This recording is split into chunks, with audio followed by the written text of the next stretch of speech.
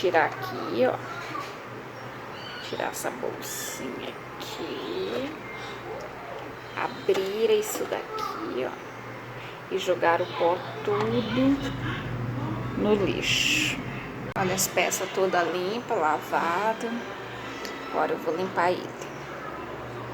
Agora com um paninho, com assim, um detergente, aí eu passo um paninho em todo, porque aqui a gente não pode molhar, porque aqui é o motor. Agora, pessoal, peguei uma sacolinha, né? Vou abrir a sacola do aspirador. Aí é só tirar essa alavanca aqui, ó. Arrasta ela.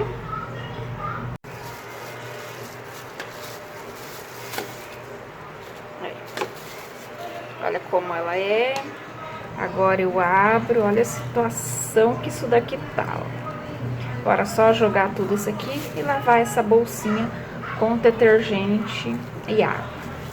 Ok? Agora eu vou fazer essa limpeza. Agora tudo limpinho. Lavei o que tinha que lavar. Essas peças aqui já lavei. Aí lavei também essa bolsa, né? Que fica aqui dentro dele. Que eu vou agora colocar essa... montar ela aqui dentro do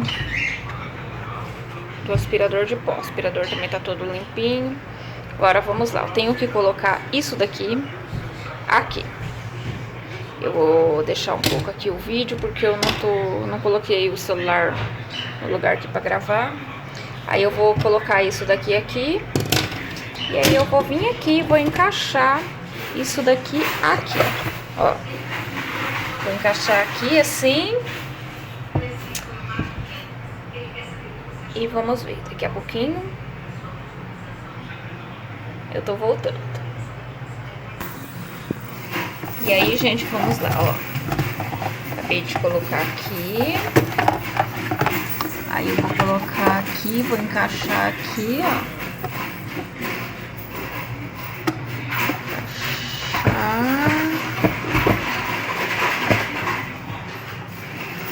Encaixei a bolsa aqui dentro.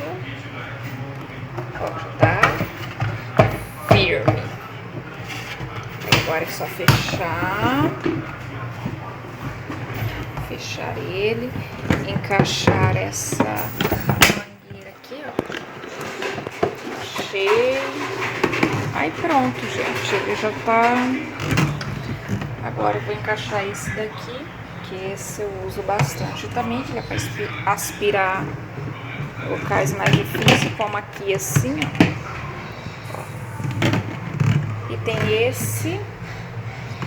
esses daqui para alongar, né, a mangueira aqui. E tem esses daqui. Esse daqui que aspira o chão, aspira bastante coisa.